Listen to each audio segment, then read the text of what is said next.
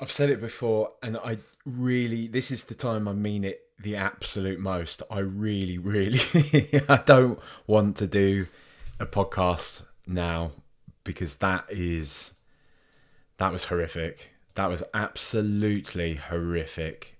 Um, First of all, absolutely fair play to Bournemouth. They've absolutely done us here. The spirit to hold on, to go on and win it.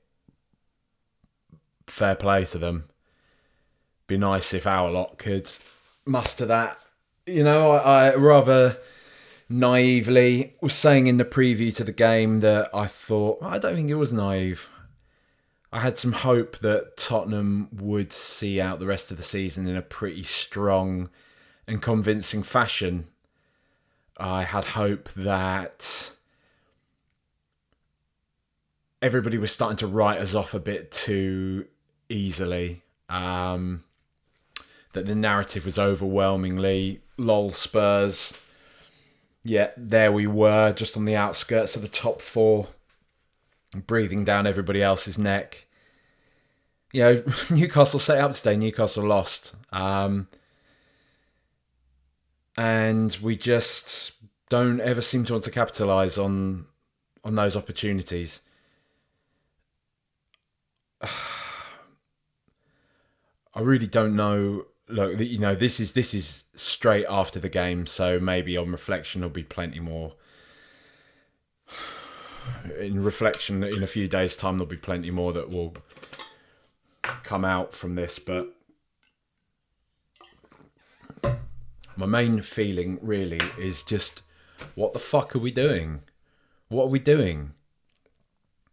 Why is Stelline, why is Conte's backroom staff in charge of the club still? What are we doing?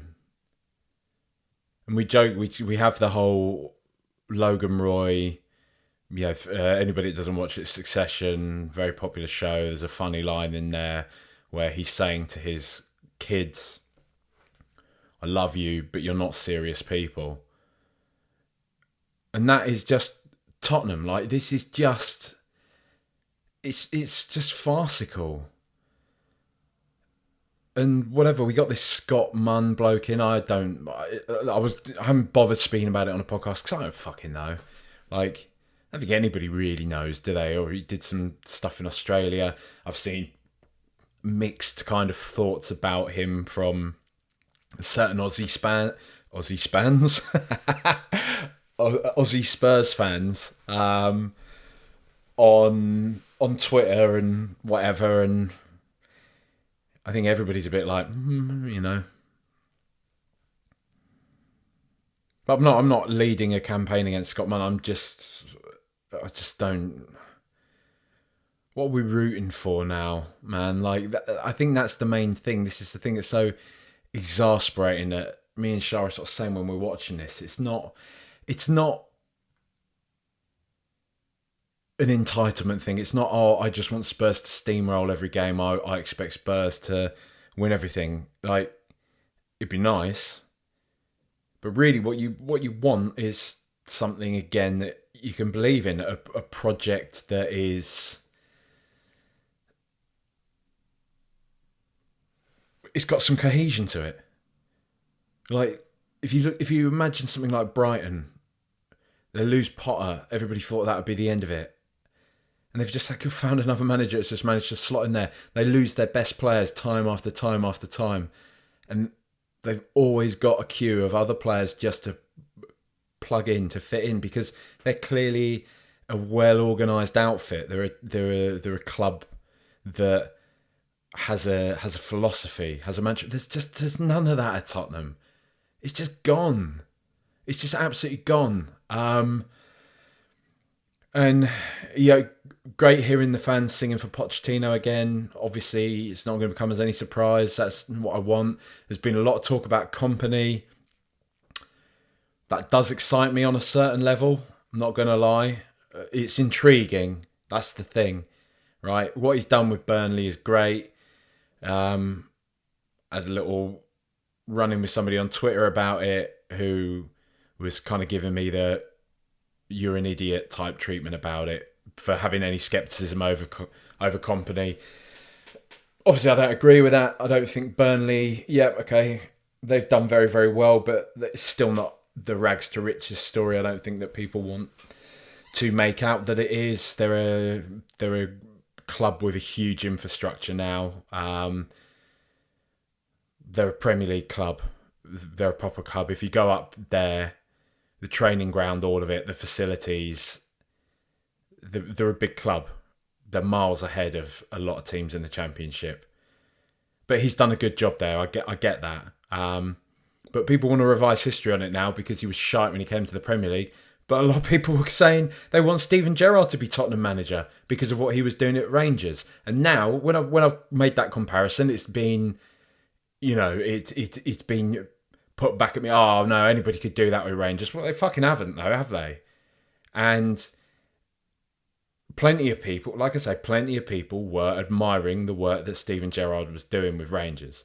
But people want to revise history now. They want to act like, oh, no, it's completely unfounded. What a ridiculous comparison to make, to compare, somebody like Vincent Kompany with Steven Gerrard. It's not really, though, is it?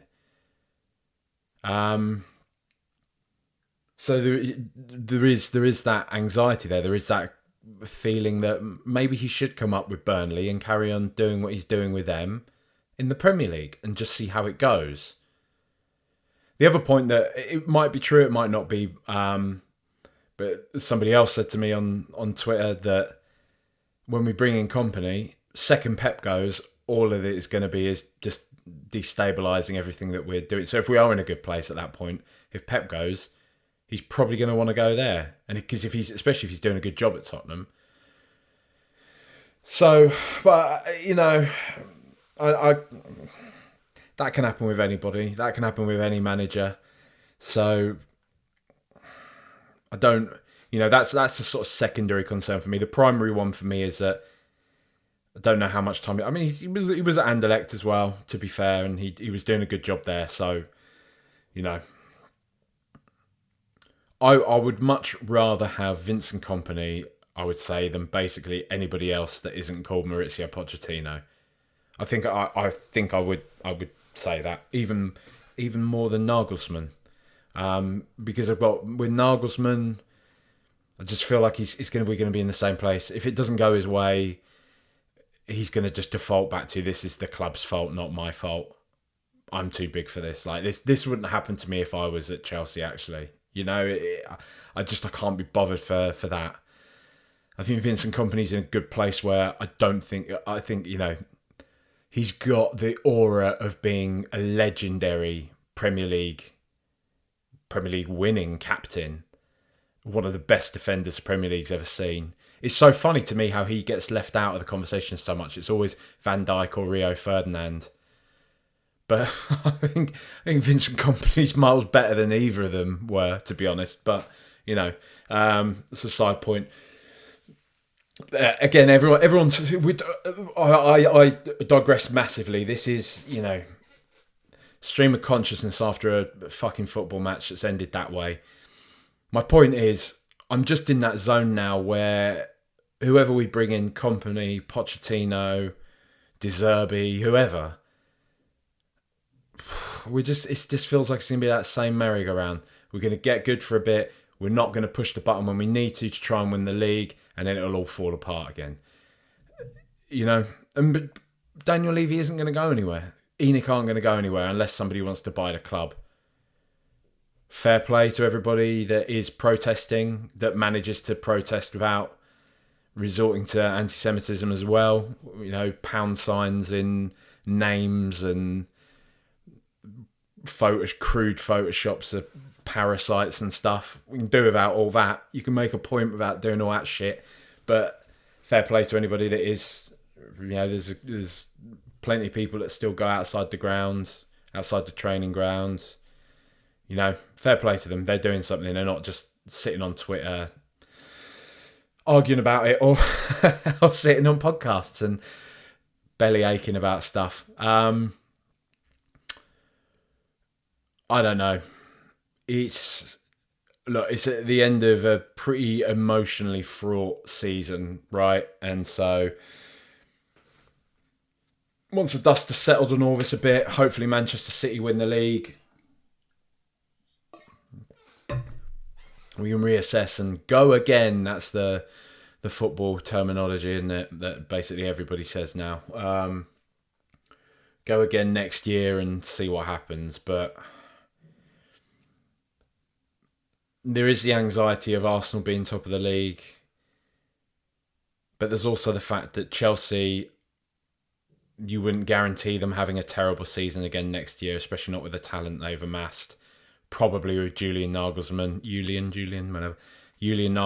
in charge of the club next year as well. You'd imagine they'll be probably quite decent.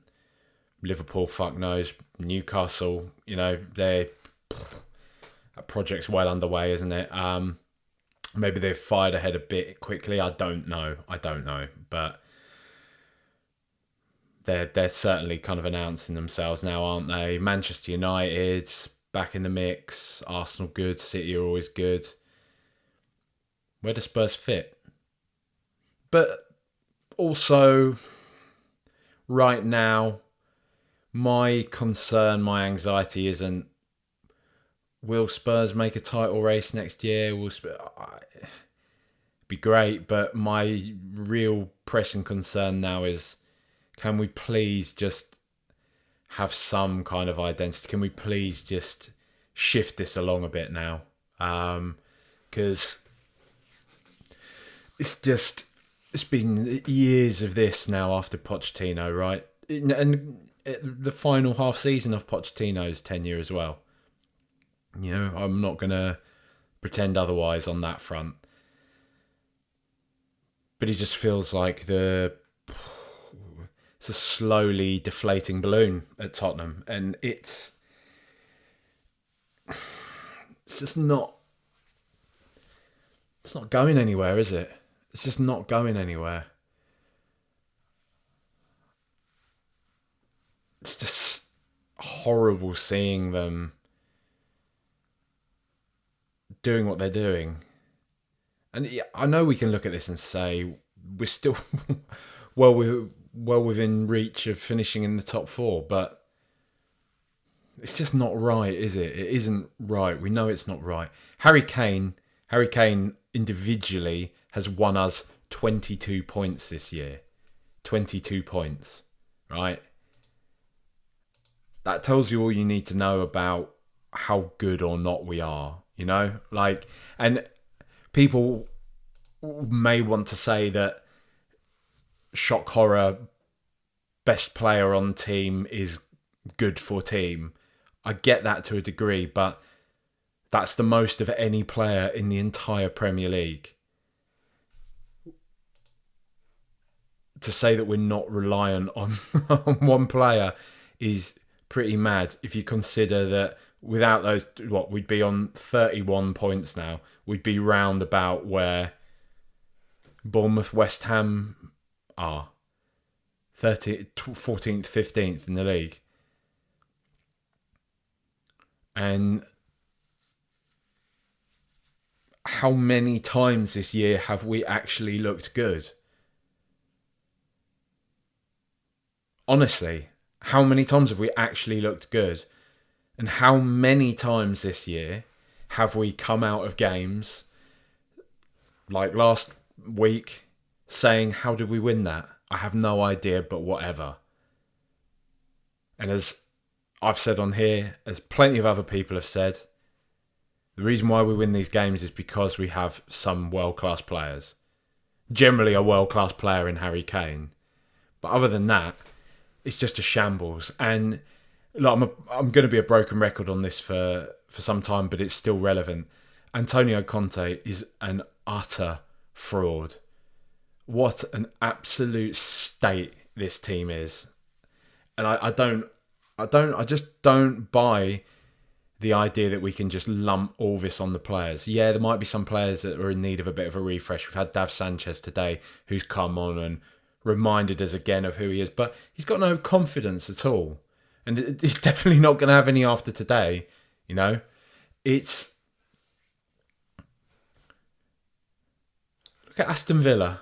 Look at the turnaround in Aston Villa with good coaching, with a clear idea of what you want the team to be, with an emphasis on actually playing football, of trying to get the best out of the players you have at your disposal.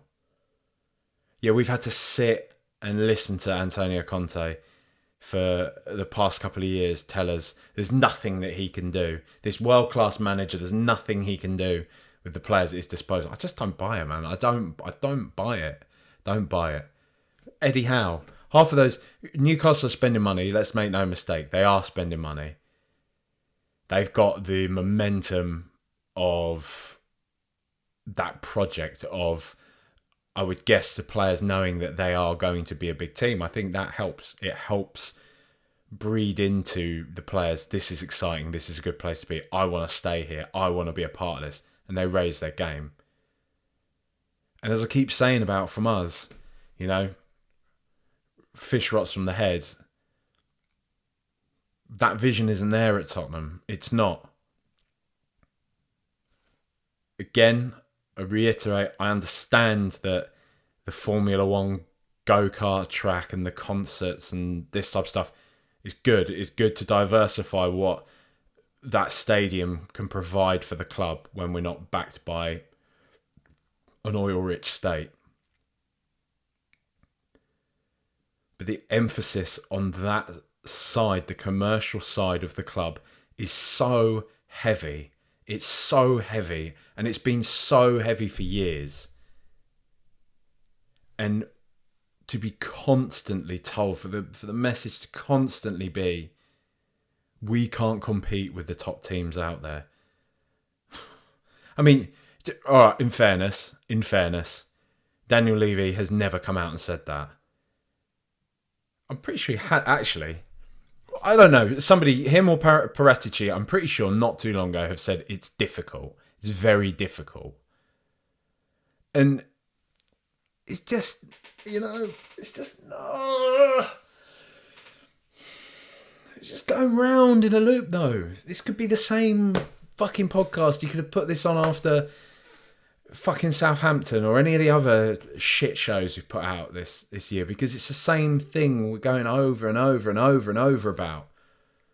This kind of yo-yoing of Tottenham of, actually we look all right. Oh, look, we kind of came back into this game. We fought back and then we nearly won it at the end, but we didn't. Fucking Bournemouth went up the other end of the pitch and scored again. How's this fucking happen, man? It's...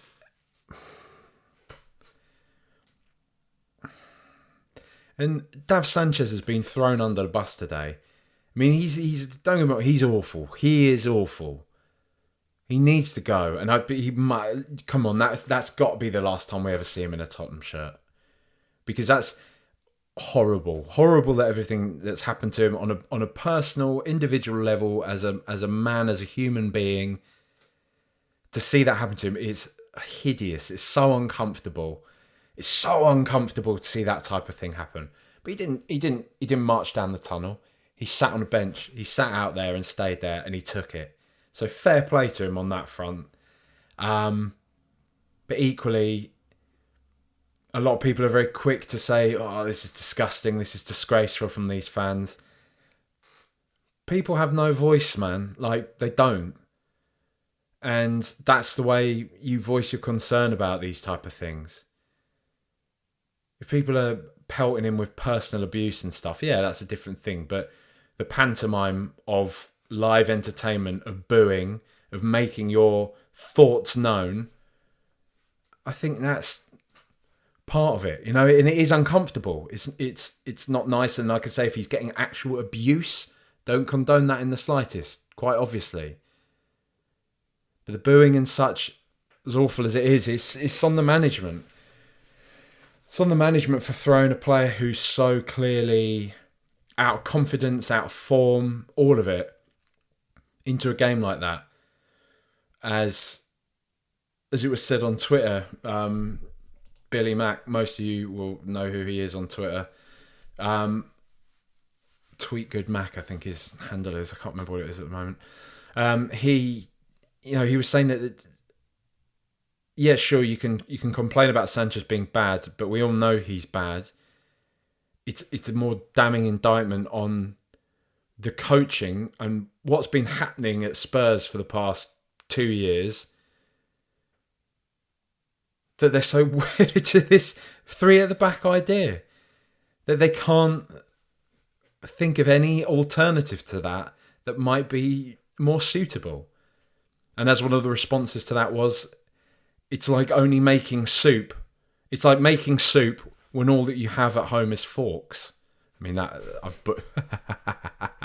I've butchered that. See what was it? I said that because it was brilliant. Let's have a look. I've got to find this now.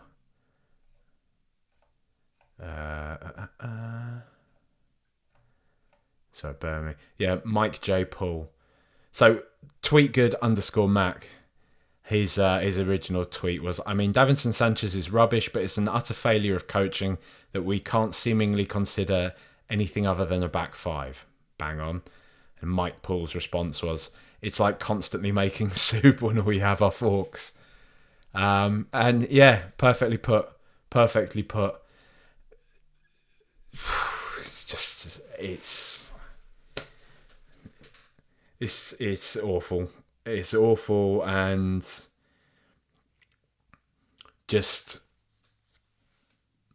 give us something to believe in here, man. Like I don't see how Stellini. Even I was saying this after the Brighton game, and I was getting pelters for it. We were awful against Brighton. I was being told I was too negative. We were terrible. We lost that game. We lost against Brighton. I say it again, 2 + 2 = 5. I realise this, but we lost that game against Brighton. We got lucky. We got so lucky. But it was an awful performance. Today, an awful performance. We had a little window where we thought we might actually do all right. We were terrible. Terrible again. Going to end up turning into that fucking Arsenal fan that used to shout and scream in his car, aren't it? You know, the one that looks like Dan Kilpatrick. I'm going to let's do the players. Oh, Manchester City 1-0 up. Nice one. Let's do the players. Hugo Lloris, just can't replace him. I'm not going to say that. I'm not going to say the same stuff every week, but he's playing out from the back. He says I'm not going to say the same thing every week and then goes on to make the same point again, but his playing out from the back is terrible. He made a couple of good saves today, from what I can remember. Could he have done better with any of the goals?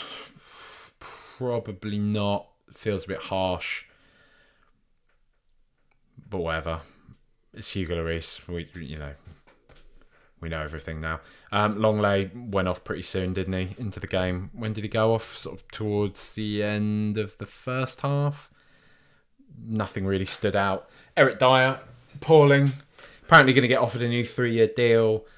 I think myself of couple of months ago even would have probably said, yeah, that's good. He's a good squad player. But I'm actually kind of with the school of thought. Old mate that was on The Apprentice does the pterodactyl impressions. He said something that it doesn't set a good precedent for the club that you're rewarding failure, I guess. You're rewarding giving a player a 3-year contract who has been quite average for a while now. Doesn't really scream ambition. And that does feel quite harsh, and it might be something I'll reflect upon and think, well, he's also a player that's managed to get us into Champions League contention and all these other kind of things. But he's a player that Pochettino wanted out really towards the end of his tenure at the start, and he's still here. So do we want another 3 years of it? I guess the people that run the club do. Christian Romero, I thought he was good, but he had him when we were on the attack in the second half and he was lying around on the floor holding his face because of some nothing, like brief contact with an elbow as one, I think it was. Lerma, was it? I think he was Lerma he was having a 50-50 with. Lerma was just kind of shielding the ball and whatever, and an arm just kind of brushed Romero, and he's rolling around on the floor trying to get a red card. And just fucking get up, mate. Like, if we're on the attack, if we're in a game like that, just use some fucking sense. Fine, if Bournemouth are on the attack and you get caught, go down, hold your face, and then they'll stop the game. But just come on. Even Perisic, I actually thought he was good today. It's funny, like, given that he's like Conte's pet, I think he's been at his best since Conte's gone. So no idea really what's going on. But I thought Perisic was all right today. If he goes at the end of the year, though, I'm still not bothered. Oliver Skipp, all right. I thought he started the game quite well, but then just faded. I think Højbjerg much the same. I think that actually, was it the third goal? Højbjerg was pitiful again, doing his trademark almost now Højbjerg thing of just running past somebody. Like when you're trying to defend, he just runs past them and like flails a leg. I don't know. It bothers me a lot, our centre midfield. It bothers me that Yves Bissouma, we signed a player like Yves Bissouma and he's disappeared in the fashion that he has at Tottenham. I know he's injured now, but even before that, seeing nothing from him. One of the league's best kind of midfielders. Or at least most promising, shall we say. But yeah, Oliver Skipp, fine but faded. Højbjerg, alright in patches, but like, I think this formation doesn't do either of them any favours. Let's put it that way. Pedro Porro, man, he's just Sergio Reguilon. He really is. I just watch it and I'm just like, we just signed another Reguilon. We've just signed another one of the fullbacks, wingbacks, whatever you want to call it, I don't care. A player in that position, basically, who is good, ... but the same with Aurier, same with Royale, same with even Matt Doherty, and now we've got it with Porro as well. Yeah, you know, they're quite good. No, right, there should be lots of promise there, but I mean, he was awful today, awful, and I don't think that's his level. I think he probably is a decent player, and he might be really good if you dropped him into Manchester City's team now, but they binned him off in the first place. So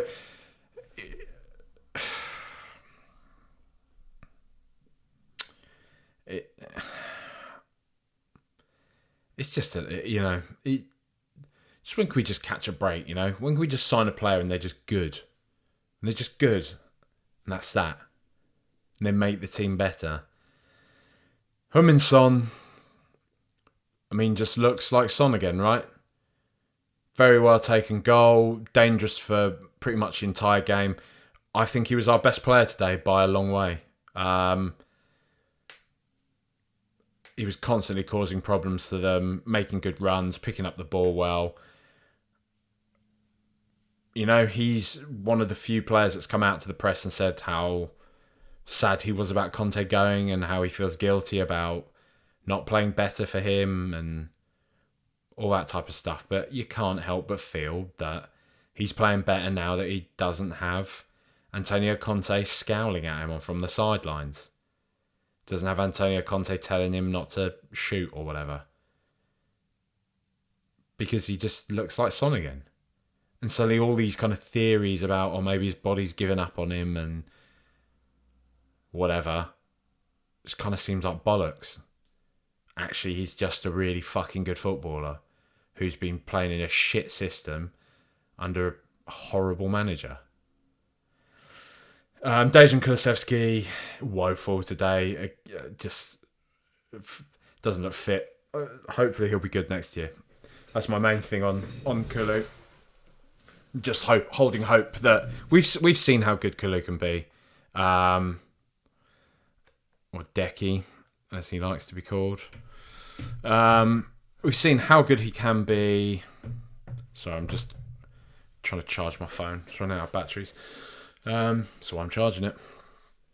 Hence the rustling and stuff in the background. But we've seen how good he can be, and he you know, this year is what it is.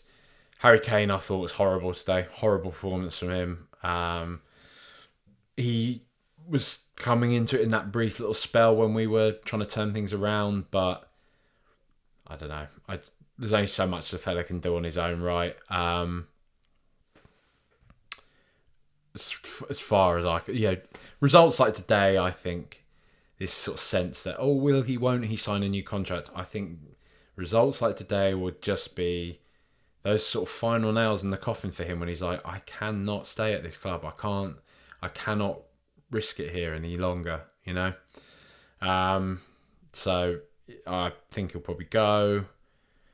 If we get any sort of offer for him, I don't know. Fuck knows, I don't know. I don't want to go into all that now, but I thought today he was poor.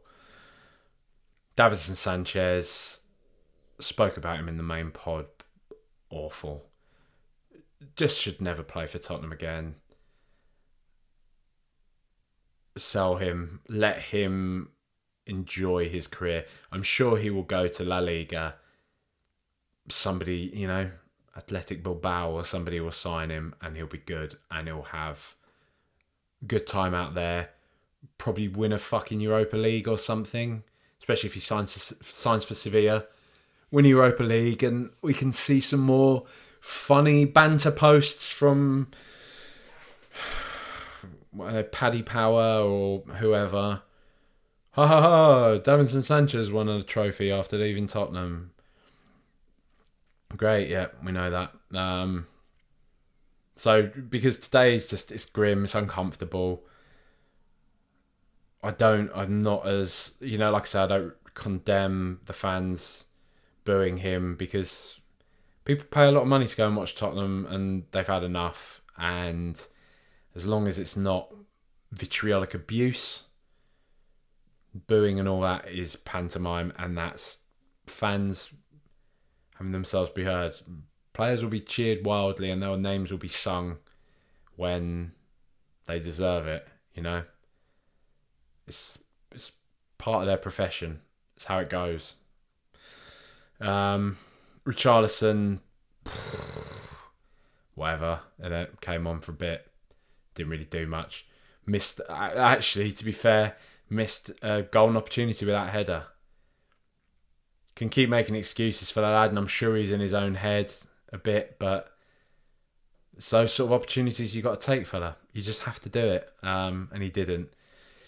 I thought Danjuma was brilliant when he came on. I thought his spirit was good, took his goal well. He was constantly causing a problem for them. To think that we probably wouldn't have even had him on today if Lucas Moura hadn't been banned. It's just, again, what a shambles. The people, at least in charge of the playing matters of the club, namely Antonio Conte and his staff, have proven to be. Because he looked really good when he came on. Don't know. Really bizarre. Really bizarre. But all in all, shit game. Shit performance. Where do we go from here? Fuck knows. I have started up some, apologies, but some paywalled content. You can check that out through, I post it from the Rule the Roost Twitter account. It's on the Buy Me a Coffee website. Do a preview pod, so much like this, but a preview version of this, basically. And I'll be doing some other random stuff on there as the months go by, especially through summer. So come and have a listen, see what you think. Check it out. You can find the link in, like I say, on the Rule the Roost Twitter account. It's like buymeacoffee.com/Tetrunk. Let me just double check that link. I might as well actually try and do this thing properly. Yeah. So it's buymeacoffee.com/tedtrunk. So you can you can join that there. Listen to any of the pre-match pods and the other stuff that will be coming along. Please also send any questions or voice notes or anything like that about football or even about other random stuff. Who knows? To tedtrunk@gmail.com, or send it to my DMs or to the pod's DMs on Twitter. That would be much appreciated. I will be doing a mailbag pod as well. If you want a break from Tottenham Hotspur Football Club, you can also listen to BYOB pod, Bring Your Own Blockbuster, which is me and Ben Haynes and our producer Alex. Basically visiting old films, talking about them, and yeah, that's the long and short of it. I haven't solved that very well, but I'm really annoyed. It's because of Tottenham. I'm actually really, really annoyed. I'm really fucking annoyed. It's not an affected thing. Doing this pod has been like pulling teeth today. Sorry if it's felt that way. Listening to it, I'm sure it has.